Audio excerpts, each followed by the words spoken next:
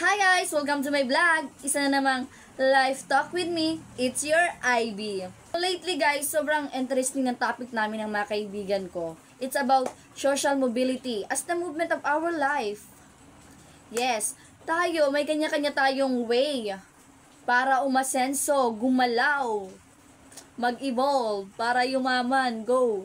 So naisip ko lang na what if i-share ko sa inyo yung mga life plan ng mga kaibigan ko. Iba-iba silang direksyon ng buhay, pero valid at may kabuluhan. Tara, samahan nyo ko!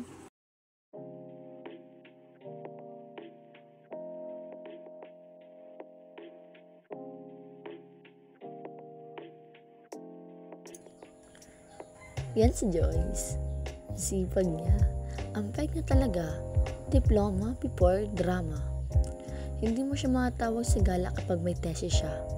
Kasi priority niya ngayon, tapusin ang degree. Go, go, Joyce! At para sa kanya, knowledge is a power. Sabi niya, kung gusto mong umasenso, kailangan buo ang foundation mo. Alam niya na hindi madali, lalo na kung sabay-sabay ang ACADS, life, at minsan, heartbreak. Diba, Joyce? Kay Val Andre. Pero tuloy lang, kasi sa mata ni Joyce, ang tunay na glow up ay yung may natapos ka kahit wala pang love life.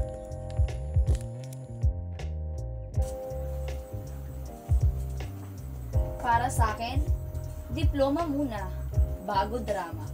Para sa akin, diploma muna, bago drama. Yan naman si Tinay. Trabaho kung trabaho. After grad, boom! Apply daw agad. Wala na yung pahinga. Gusto niya makaipon habang bata pa. Gusto niya umangat sa trabaho, makilala sa field niya. Para sa kanya, social mobility starts sa workplace. Connection, mentorship, promotion, at salary increase. Siya yung tipo ng friend na may planner, may calendar alert, at may alok sa'yo ng racket kapag may silent siya.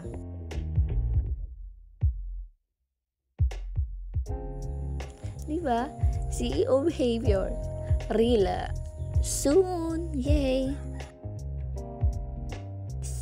Minsan puyat, minsan stress, pero okay lang daw. Kapi lang ang katapat niyan.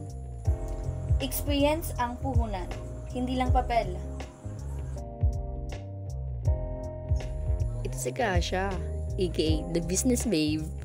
9 to 5? Ayaw niya nun. Gusto niya 24/7 kung kailan niya gusto. May online shop siya. Mga damit, kasi fashion niya. Sabi niya, kung kikita ka sa passion mo, i-go mo na yan. Diba? Entrepreneurship is freedom for her. Oras mo, diskarte mo, kita mo. Bossing sa sariling paraan. Kaya kung gusto mo ng discount, mag-follow ka na sa shop niya. Kasha babe! Hindi mo siya mabibilang sa trabaho, pero mabibilang mo yung sales niya kada linggo. Kung kikita ka sa passion mo, go mo na yan. At ito si Nika. A fam is the plan. Habang tayo abala sa career, siya abala sa paghahanap ng the one with a mansion. Sabi niya, wala naman masama kung gusto mong secured agad ang future mo. Kahit sa love life mo, baka makuha. Open siya sa pagiging housewife. Pero hindi tamad si ate may plans din yan. Para sa kanya, social mobility means love, stability. At sana, passport din. Siya yung may manifest era vision board. Moon phases at daily affirmation ng I deserve a soft life. Kung affirm ka, comment down below. Char. Kung may AFAM na may mansion, why not? Ang plans nila may kanya-kanyang reason, iba't ibang paraan, pero pare-parehong dahilan ang umangat sa buhay. Go! Ako, ano ang way ko? Ano ba ang sa akin? Pagsasama-samahin ko yung mga natutunan ko sa kanila. Di ba nagchikahan kami? Pagsasama-samahin ko yun para umasensa ako. Yun na yung magiging way ko. Pagsasama-samahin ko yung mga natutunan ko sa mga kaibigan ko. Ang galing ko, ate ko. Bless. Mag-aaral ako, of course, magtatapos ako ng pag-aaral. Habang nag-work, mag-iipon ako para sa future business ko. At kung may dumating na partner life, edi bonus na yon, go. Diba? Kasi social mobility is about progress. Hindi siya one-way path, guys. Sobrang daming way. At pwede mong gawin lahat. Basta may direksyon. Pwede ka mag-educational advancement, kagaya ni Joyce. Mag-career progression, kagaya ni Tinay. Mag-entrep, mag-business, kagaya ni Kasha. Mag-asawa ka na lang, go for it, a fam girl. Mag-married ka ng mayaman ba? Pwede yon. So ayun guys, sana may napulot kayong insight from this vlog.